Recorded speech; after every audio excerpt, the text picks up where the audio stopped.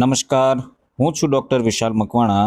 સ્વાગત છે ફરી એક વખત ફિઝિકલ એજ્યુકેશન બાય બીડુ ચેનલની અંદર. આજના વિડીયોની અંદર આપણે છે એ ટાટ સેકન્ડરી હોય કે ટાટ હાઈ સેકન્ડરી હોય, બંને માટેનું જે મેન્સ એક્ઝામનું માળખું છે, મેન્સ પરીક્ષાનું માળખું છે, પેટર્ન છે, એને લઈને આવ્યા છીએ કે કેવા પ્રશ્નો પૂછાય છે, કેટલા પ્રશ્નો પૂછાય છે, કેટલા માર્કવાળા પ્રશ્નો પૂછાય છે. આ તમામ માહિતી છે એ આ વિડીયોની અંદર તમને મળી જવાની છે. અને ખાસ તો જે મિત્રો કોમેન્ટ કરતા હતા તેમના માટે આ વિડીયો છે. ઘણા મિત્રોના મેસેજ હતા કે માળખું કઈ રીતનું હોય છે એનો એક વિડીયો પણ બનાવો, તો આપણે એનો વિડીયો લઈને આજે આવ્યા છીએ.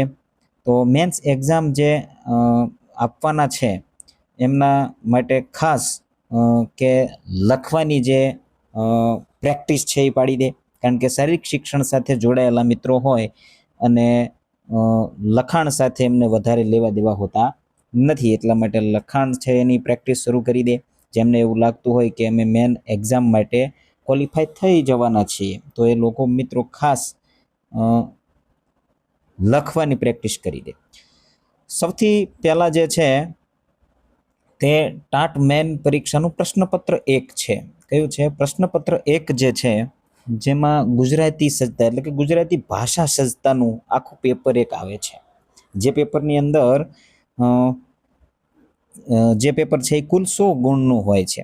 પ્રશ્નપત્રની અંદર એની અંદર નિબંધ આવે છે, પત્રલેખન આવે છે, ચર્ચાપત્ર આવે છે, સંક્ષેપીકરણ આવે છે અને કેટલુંક વ્યાકરણના મુદ્દાઓ એની અંદર આવે છે.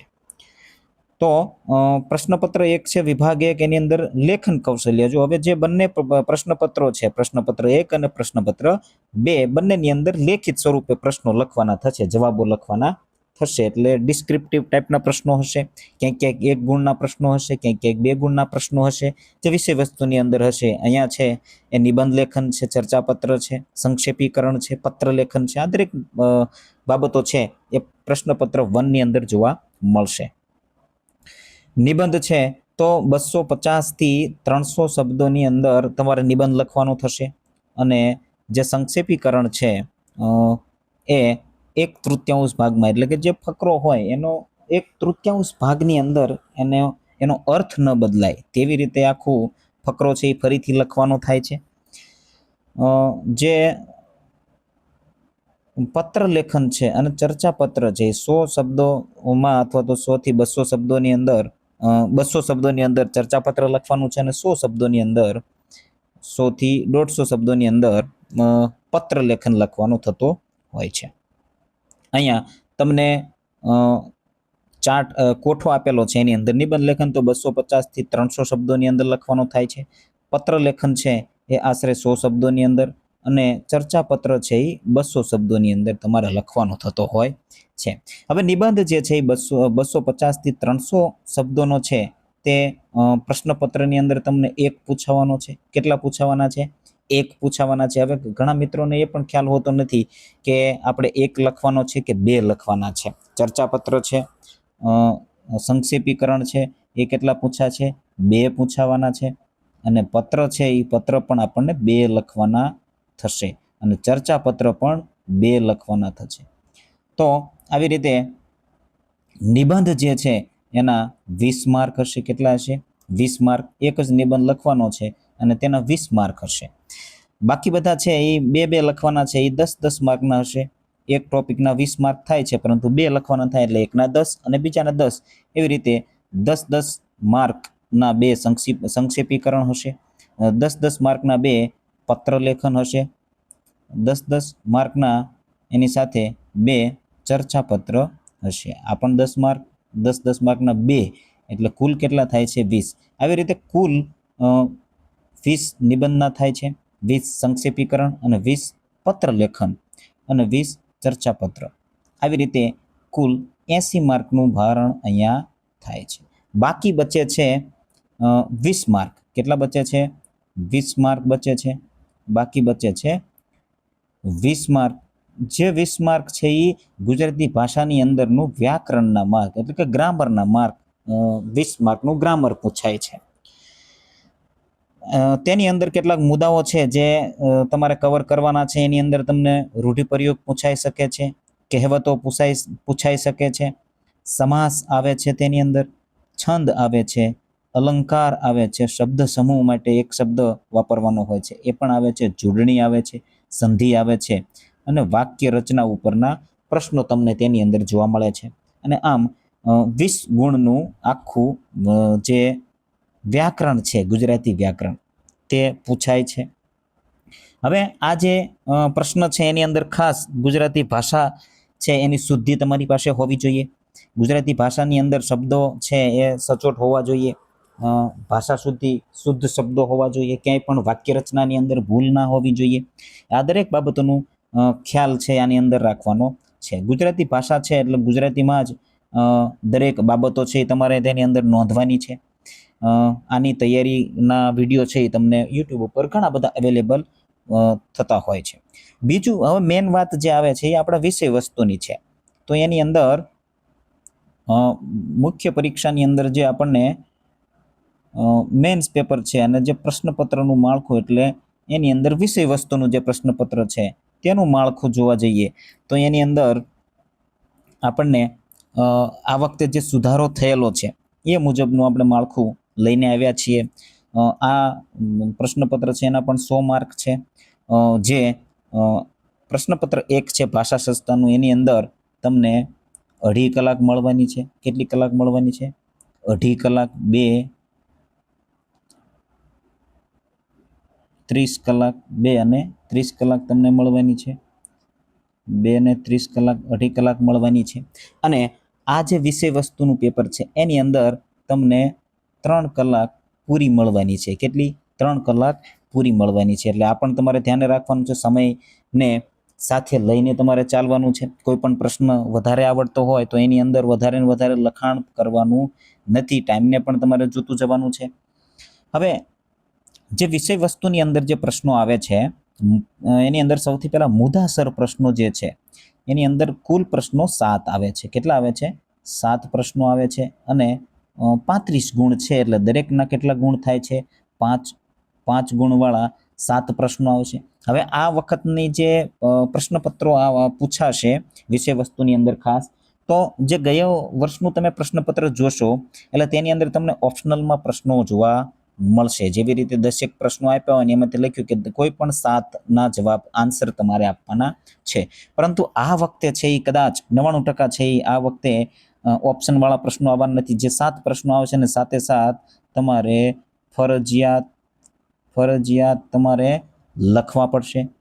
એટલે ઓપ્શન વાળા પ્રશ્નો આવશે ને એટલે તમારે તમારી તૈયારી છે એને થોડું વધારે વેગ આપવાનો છે. તમારી તૈયારીને થોડી સચોટતાથી તમારે તૈયારી કરવાની છે. દરેક પ્રશ્નો પાઠ્યપુસ્તકના છે એ કવર થઈ જાય એ ખાસ તમારે ધ્યાન આપવાનું છે. કુલ છે એ 100 ગુણનું પ્રશ્નપત્ર છે. 40 જેટલા પ્રશ્નો કુલ પૂછાશે. એની અંદર 5 માર્કના આવી ગયા, 4 માર્કના આવી ગયા, અને એ સિવાયના ટૂંકા પ્રશ્નો છે એ પણ આવી જતા હોય છે. એની અંદર છે એ જો બીજા 7 પ્રશ્નો છે, ટૂંકા પ્રશ્નો, શોર્ટ ક્વેશ્ચન જેને કહેવાય, એવા 7 પ્રશ્નો પૂછાશે. કુલ ગુણ 28 છે.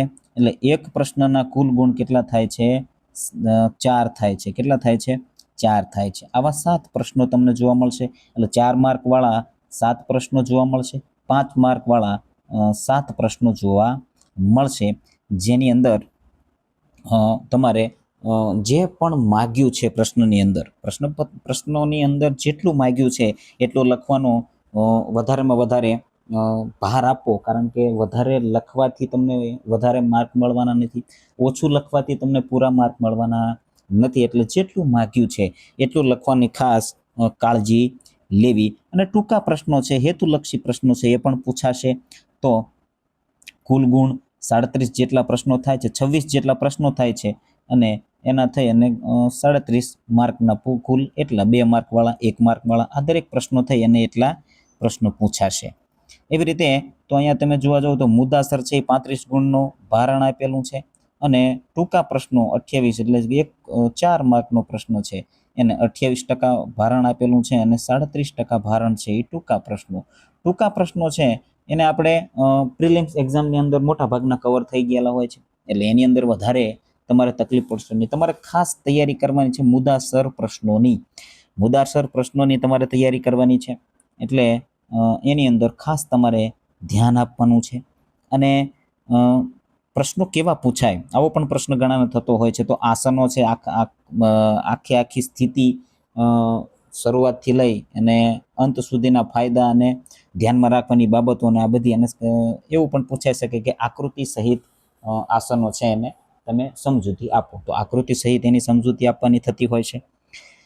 અને બીજા પ્રશ્નો છે, કોઈ મોટા મુદ્દાવાળા પ્રશ્નો છે, તો અથવા તો ધારો કે લાંબી કૂદનો પ્રશ્ન છે, લાંબી કૂદના કૌશલ્યો જણાવી, કોઈ પણ એક કૌશલ્યને સમજૂતી આપવાનું કહે. ધારો કે ફિનિશ છે, ટૂંકી દોડ છે, ટૂંકી દોડની અંદરનો પ્રશ્ન પૂછાય કે એના કૌશલ્ય જણાવી અને ફિનિશના વિવિધ પ્રકારો, એટલે કે વિજય રેખા ઓળંગની વિવિધ પ્રકારો વિશે સમજૂતી આપો. આવી રીતે પ્રશ્નો પૂછાઈ શકે છે. એટલે દરેક બાબતો તમારે કવર કરવી પડશે આ વખતે, કારણ કે ઓપ્શનલમાં પ્રશ્નો આવવાના નથી. નહીંતર 1-2 પ્રશ્નો ન આવડતા હોય તો પણ આપણે ઓપ્શનલવાળા પ્રશ્નો છે એને કવર કરી અને આપણા પ્રશ્નો છે એને સાચા બનાવી શકતા હોઈએ છીએ, માર્ક છે એ કવર કરી શકતા હોઈએ છીએ. પરંતુ આ વખતે ઓપ્શનલવાળા પ્રશ્નો આવશે નહીં એવી માહિતી મળેલી છે.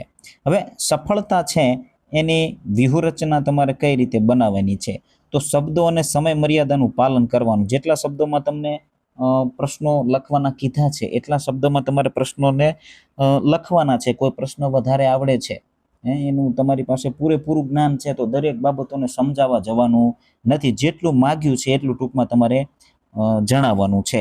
વધારે પ્રશ્નો તમારી પાસે સમય છે, તમારે સમજાવવું છે તો તમે સમજાવી શકો છો, પરંતુ છેલ્લે એવું ના થાય કે આપણે પેપરના પ્રશ્નો છે એ બાકી રહી જાય અથવા બીજા પ્રશ્નો છે એને આપણે પૂરેપૂરો સમય આપી શકીએ નહીં. આવું ન થવું જોઈએ. 150 થી 80 શબ્દોની મર્યાદા જાળવવાની. 150 થી 180 શબ્દોની અંદર પ્રશ્નનો જવાબ લખવાનો છે, તો એ મર્યાદા તમારે જાળવવાની છે. એમાંથી થોડા શબ્દો આગળ પાછળ થાય તો ચાલે ખરા, પરંતુ તમારે પછી દરેક બાબતોને સમજાવી અને બહુ ડિટેલમાં પ્રશ્નોનો જવાબ લખવાનો નથી. એની ખાસ કાળજી લેવાની છે.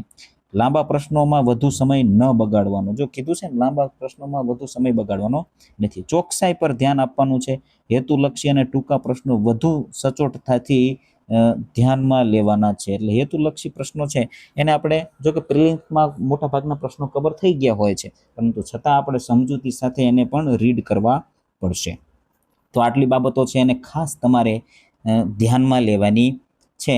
ફિઝિકલ એજ્યુકેશનની અંદર જે ટાટ સેકન્ડરી છે એની અંદર 9-10ના પાઠ્યપુસ્તકની અંદર છે.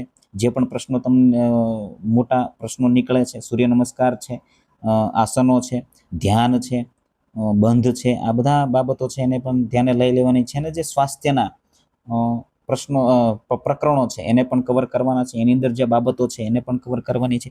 એવી જ રીતે ટાટ હાયર સેકન્ડરી માટે 11-12નું પાઠ્યપુસ્તક છે એને કવર કરી લેવાનું છે. દરેક બાબતોને આપણે પૂરેપૂરી સચોટતાથી તમે સાથે સાથે લખતા જઈશો તો લખવાની પણ પ્રેક્ટિસ થતી જશે. એટલે લખતા પણ જવું, કારણ કે અંત સમયની અંદર તમારે રિવિઝન પણ એટલું ઝડપી થઈ જશે. ચાલો, ત્યાર પછી ની જે બાબત છે, તો આ પણ પ્રશ્નો ઘણા મિત્રોને રહેતો હોય છે કે ભાઈ કેટલા માર્કે પાસ થઈશું, એટલે કે મેરિટમાં આવવા માટે કેટલા માર્ક સુધી આપણે જોઈશે. તો આ વખતના સુધારા પ્રમાણે મેરિટની અંદર જનરલ કેટેગરી છે એની અંદર 60% માર્ક લાવવાના છે. જે ગઈ એક્ઝામની અંદર દરેક કેટેગરી માટે 60% માર્ક લાવવાના હતા, એટલે કે 120 માર્ક લાવવાના થતા હતા. પરંતુ અન્ય કેટેગરી માટે આ વખતે છૂટછાટ મળેલી છે. 55% માર્ક કર્યા છે એટલે 120 છે, 55% માર્ક છે એટલે અહીંયા આપણે 110 સુધી અન્ય કેટેગરીના મિત્રોએ, દરેક મિત્રોએ 110 સુધી માર્ક તમે લાવવાના છે. એટલે તમે મેરિટ માટે ક્વોલિફાય થાવ છો. જો તમે આટલા માર્ક લાવો છો એટલે તમે સિલેક્ટ થઈ ગયા એવું છે નહીં, મેરિટ માટે ક્વોલિફાય થાવ છો. એટલે આપણે છે એ બને એટલા માર્ક છે એ કવર કરવાના છે મેરિટની અંદર આવવા માટે. આ તમે મેરિટની અંદર આવવા માટે તમે એપ્લાય કરવા માટે આ કેટેગરી છે. હવે એપ્લાય કરો છો, તમે મેરિટમાં નથી આવતો તો તમે લાગી શકવાના નથી, પરંતુ તમારે છે એ વધારેમાં વધારે મહેનત કરવાની છે. ત્યાર પછી આ પણ પ્રશ્નો હોય છે કે ભાઈ શું કરવું. ઘણા મૂંઝાતા હોય છે કે ભાઈ શું કરવું. તો ખાસ તમારે જો આપણા વિષય વસ્તુ છે એની અંદર ને જોઈએ તો પાઠ્યપુસ્તકની ડિટેલમાં તૈયારી કરવી પડશે, કારણ કે ઓપ્શનલવાળા પ્રશ્નો આવવાના નથી, એટલે ડિટેલમાં પાઠ્યપુસ્તકની તૈયારી કરવાની છે. અને દરેક બાબતો છે જે પ્રશ્નો તરીકે પૂછાઈ શકે તે તમામ બાબતો કવર કરવાની છે. તમે પાઠ્યપુસ્તકને રીડ કરશો એટલે તમને ખ્યાલ આવશે કે કઈ બાબત છે જે પ્રશ્નોની અંદર પૂછાઈ શકાય એવી છે, કઈ બાબત છે એ ટૂંકા પ્રશ્નની અંદર આવે, હેતુલક્ષી પ્રશ્નની અંદર આવે એવી છે, કઈ બાબત છે એ મોટા પ્રશ્નોની અંદર આવે એવી છે, 5 માર્કના કે 4 માર્કના પ્રશ્નની અંદર આવી શકે એમ છે.